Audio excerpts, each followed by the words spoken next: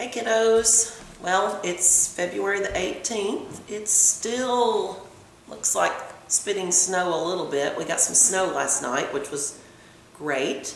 A little snow to go on top of the ice. I've been wanting a little snow. Actually, I want a lot of snow, but it'll be okay. Still out of school. I don't know about tomorrow yet. Keep planning on taking that vocab and spelling test when you return. Independent reading project still due on Friday. Your online quiz, open book, online quiz on chapters 6 through 8 is due completed by midnight tonight. The link is on my SharePoint. It's also in Google Classroom. So make sure you get that taken care of today. The online quiz over chapters 6 through 8. You can use your book, you can use your notes for that. Keep studying your vocab and spelling. Keep working on that independent reading project. Hopefully yesterday you got chapter 9 read, whether you followed along with my video or read it on your own and those questions. Today we'll be reading chapter 10.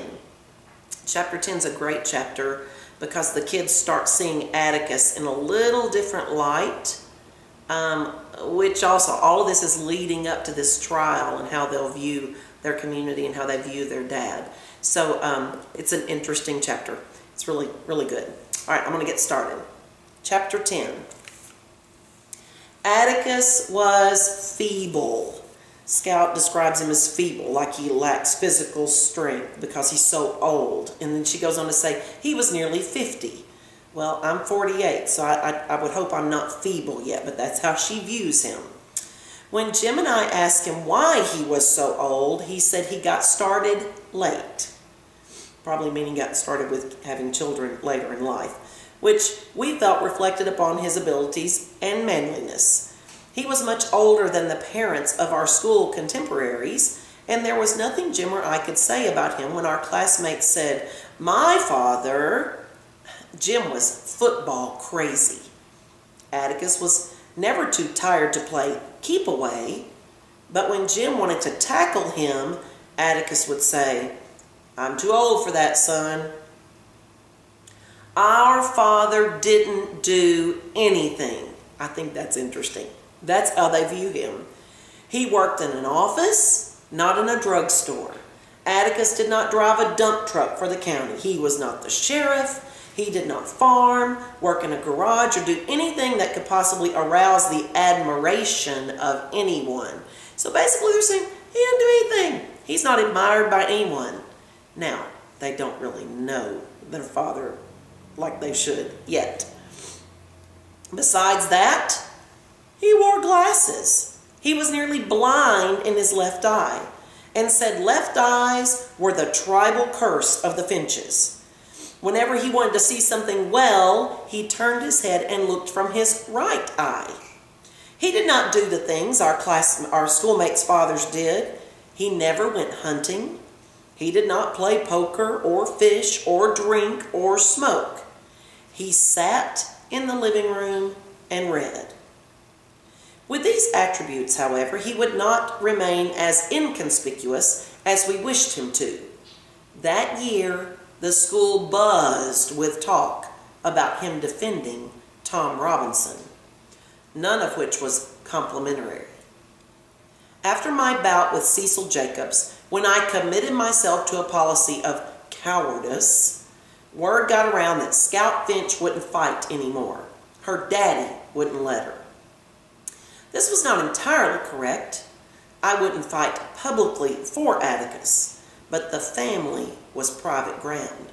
I would fight anyone from a third cousin upwards, tooth and nail. Francis Hancock, for example, knew that. When he gave us our air rifles, Atticus wouldn't teach us to shoot. Uncle Jack instructed us in the rudiments thereof. He said Atticus wasn't interested in guns. Atticus said to Jim one day, "I'd rather you shot at tin cans in the backyard, but I know you'll go after birds. Shoot all the blue jays you want, if you can hit them. But remember, it's a sin to kill a mockingbird." Okay, now there's part of our title. You might put a star by that in your book. You might underline that. Remember, it's a sin to kill a mockingbird. That was the only time I ever heard Atticus say it was a sin to do something, and I asked Miss Maudie about it. "Well, your father's right," she said. "Mockingbirds don't do one thing but make music for us to enjoy. They don't eat up people's gardens. They don't nest in corn cribs.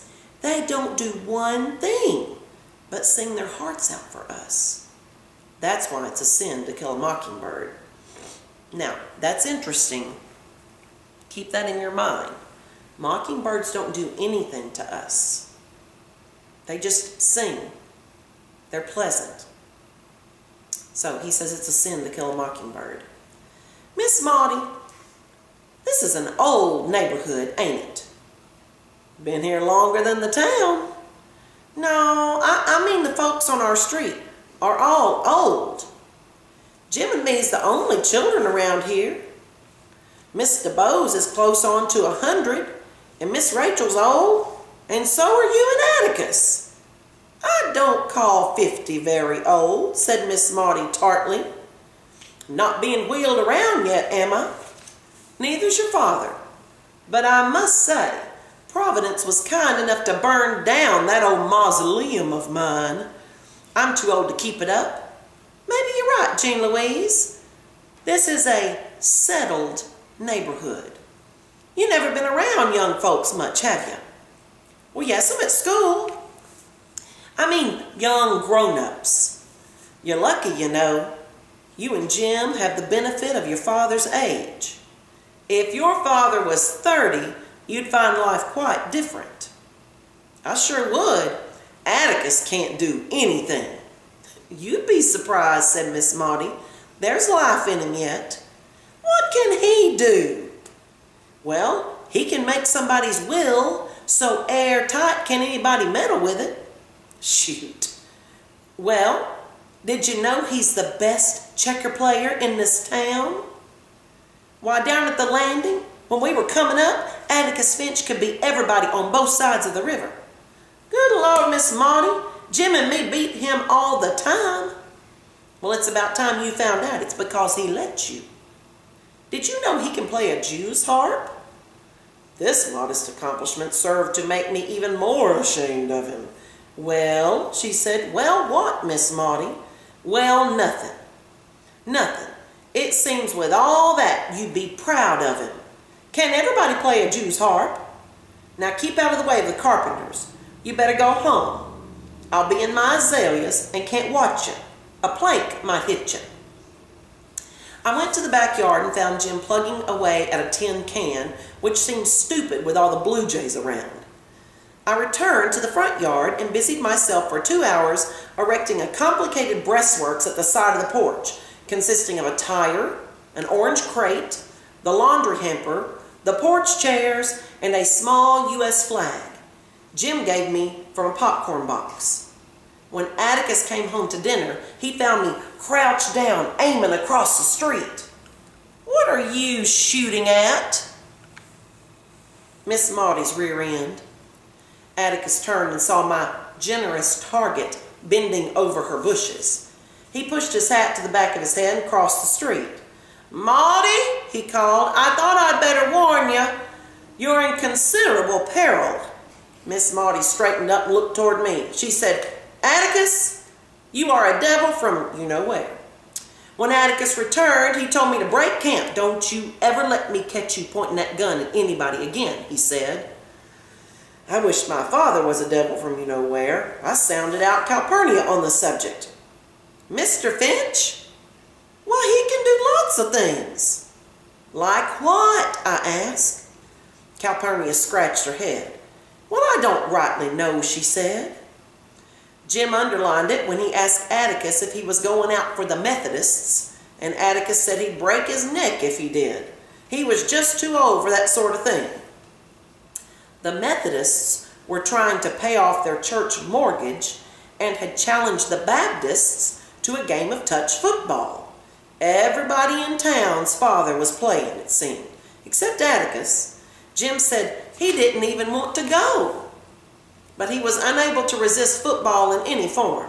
and he stood gloomily on the sidelines with Atticus and me watching Cecil, Jacob's father, make touchdowns for the Baptists. One Saturday, Jim and I decided to go exploring with our air rifles to see if we could find a rabbit or a squirrel. We had gone about 500 yards beyond the Radley place when I noticed Jim squinting at something down the street. He had turned his head to one side and was looking out of the corners of his eyes. "What you looking at?" "That old dog down yonder," he said. "Well, that's old Tim Johnson, ain't it?" That is the dog's name, Tim Johnson. "Yeah." Tim Johnson was the property of Mr. Harry Johnson, who drove the Mobile bus and lived on the southern edge of town. Tim was a liver-colored bird dog, the pet of Macomb. "What's he doing?" I don't know, Scout, but we better go home." "Oh, Jim, it's February." Now, Jim's acting like there's something wrong with the dog. Like maybe the dog has got a disease. He's acting funny. And usually dogs get diseases in like the summer. So when Scout says it's February, she thinks Jim's kind of blowing things out of proportion. "Oh, there can't be anything wrong with that dog. It's February. It's not the heat of the summer." "I don't care. I'm going to tell Cal." We raced home and ran to the kitchen. "Cal," said Jim, "can you come down the sidewalk a minute?" "What for, Jim? I can't come down the sidewalk every time you want me." "There's something wrong with an old dog down yonder." Calpurnia sighed. "I can't wrap up any dog's foot now. There's some gauze in the bathroom. Go get it and do it yourself." Jim shook his head. He's sick, Cal. Something's wrong with him." "What's he doing, trying to catch his tail?" "No, he's doing like this." Jim gulped like a goldfish, hunched his shoulders and twitched his torso. "He's going like that, only not like he means to." "Are you telling me a story, Jim Finch?" Calpurnia's voice hardened. "No, Cal, I swear I'm not." "Was he running?" "Well, no, he's just moseying along, so slow you can't hardly tell it. He's coming this way." Calpurnia rinsed her hands and followed Jim into the yard. "I don't see any dog," she said. She followed us beyond the Radley place and looked where Jim pointed. Tim Johnson was not much more than a speck in the distance, but he was closer to us. He walked erratically, as if his right legs were shorter than his left legs. He reminded me of a car stuck in a sand bed. "He's gone lopsided," said Jim. Calpurnia stared and then grabbed us by the shoulders and ran us home. She shut the wood door behind us, went to the telephone and shouted, "Give me Mr. Finch's office." "Mr. Finch," she shouted, "this is Cal. I swear there's a mad dog down the street apiece. He's coming this way." Yes, sir. Mr. Finch, I declare he is. Old Tim Johnson." "Yes, sir. Yes, sir. Yes." She hung up and shook her head when we tried to ask her what Atticus had said. She rattled the telephone hook and said, "Miss Eula May?" "Now, ma'am?" "I'm through talking, Mr. Finch. Please don't connect me no more. Listen, Miss Eula May. Can you call Miss Rachel and Miss Stephanie Crawford and whoever's got a phone on this street and tell them a mad dog's coming? Please, ma'am." Calpurnia, listen. "I know it's February, Miss Eula May, but I know a mad dog when I see one. Please, ma'am, hurry." Calpurnia asked Jim, "Had the Radleys got a phone?" Jim looked in the book and said, "No. They won't come out anyway, Cal." "I don't care. I'm going to tell them." She ran to the front porch. Jim and I at her heels. "You stay in that house," she yelled. Calpurnia's message had been received by the neighborhood. Every wood door within our range of vision was closed tight. We saw no trace of Tim Johnson. We watched Calpurnia running toward the Radley place, holding her skirt and apron above her knees. She went to the front steps and banged on the door. She got no answer, and she shouted, "Mr. Nathan! Mr. Arthur! Mad dog's coming! Mad dog's coming!" "She's supposed to go around back," I said. Jim shook his head. "Don't make any difference now," he said. Calpurnia pounded the door in vain. No one acknowledged her warning. No one seemed to have heard it. As Calpurnia sprinted to the back porch, a black Ford swung into the driveway. Atticus and Mr. Heck Tate got out. Mr. Heck Tate was the sheriff of Macomb County. He was as tall as Atticus but thinner. He was long-nosed, wore boots with shiny metal eye holes, boot pants, and a lumber jacket. His belt had a row of bullets sticking in it. He carried a heavy rifle. When he and Atticus reached the porch, Jim opened the door. "Stay inside, son," said Atticus. "Where's Cal?" "He ought to be here by now," said Calpurnia, pointing down the street. "Not running, is he?" asked Mr. Tate. "No, sir. He's in the twitching stage, Mr. Heck." "Should we go after him, Heck?" asked Atticus. "We better wait, Mr. Finch. They usually go in a straight line, but you never can tell. He might follow the curve. Hope he does, or he'll go straight in the Radley backyard." "Let's wait a minute." "I don't think he'll get in the Radley yard," said Atticus. "Fence will stop him. He'll probably follow the road." I thought mad dogs foamed at the mouth, galloped, leaped, and lunged at throats, and I thought they did it in August. Had Tim Johnson behaved thus, I would have been less frightened. Nothing is more deadly than a deserted, waiting street. The trees were still. The mockingbirds were silent. The carpenters at Miss Maudie's house had vanished. I heard Mr. Tate sniff, then blow his nose. I saw him shift his gun to the crook of his arm. I saw Miss Stephanie Crawford's face framed in the glass window of her front door. Miss Maudie appeared and stood beside her. Atticus put his foot on the rung of a chair and rubbed his hand slowly down the side of his thigh. "There he is," he said softly. Tim Johnson came into sight, walking dazedly in the inner rim of the curve parallel to the Radley house. "Look at him," whispered Jim. "Mr. Heck said they walk in a straight line. He can't even stay in the road. He looks more sick than anything," I said. "Let anything get in front of him, and he'll come straight at it." Mr. Tate put his hand to his forehead and leaned forward. "He's got it all right, Mr. Finch." Tim Johnson was advancing at a snail's pace, but he was not playing or sniffing at foliage. He seemed dedicated to one course and motivated by an invisible force that was inching him toward us. We could see him shiver like a horse shedding flies, his jaw open and shut. He was alert, but he was being pulled gradually toward us. "He's looking for a place to die," said Jim.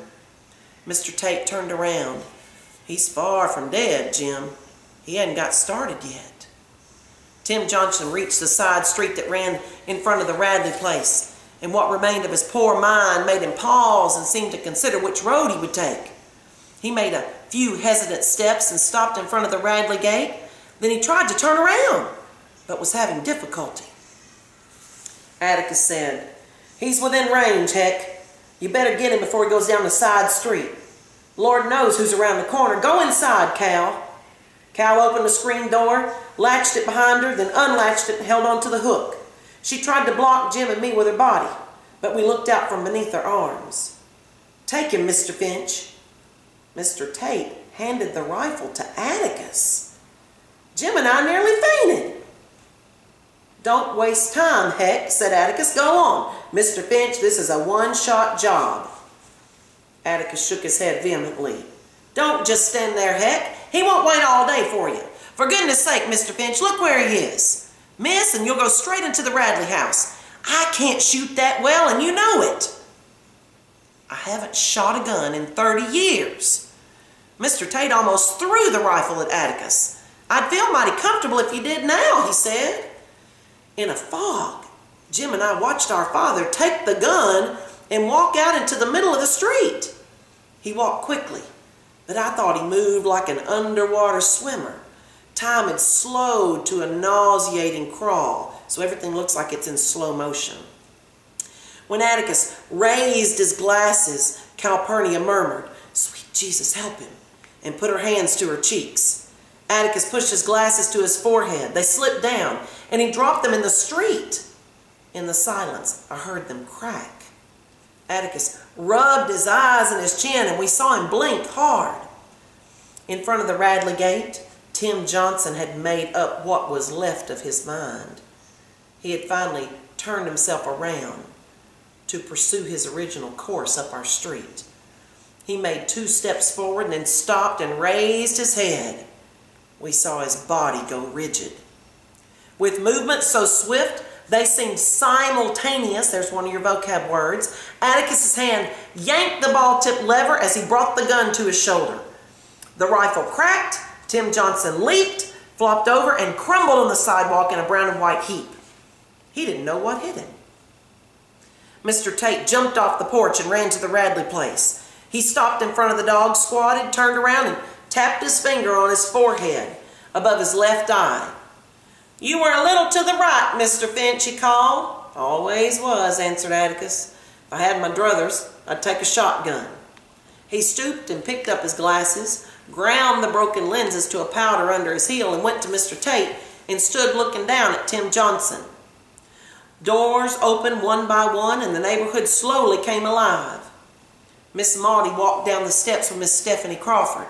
Jim was paralyzed.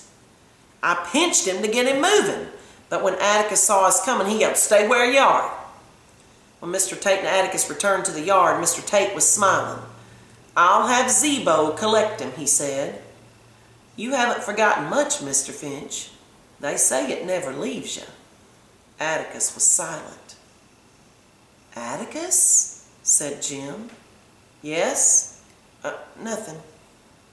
"I saw that one shot, Finch." Atticus wheeled around and faced Miss Maudie. They looked at one another without saying anything, and Atticus got into the sheriff's car. "Come here," he said to Jim. "Don't you go near that dog, you understand? Don't you go near him. He's just as dangerous dead as alive." "Yes, sir," said Jim. "Atticus, well, what, son?" "Nothing." "What's the matter with you, boy? Can't you talk?" said Mr. Tate, grinning at Jim. "Didn't you know your daddy's—" "Hush, Heck," said Atticus. "Let's go back to town." When they drove away, Jim and I went to Miss Stephanie's front steps. We sat waiting for Zebo to arrive in the garbage truck.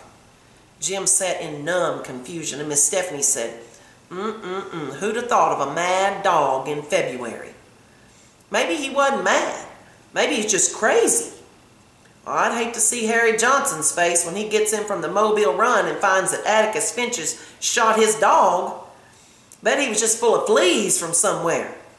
Miss Maudie said Miss Stephanie would be singing a different tune if Tim Johnson was still coming up the street, that they'd find out soon enough.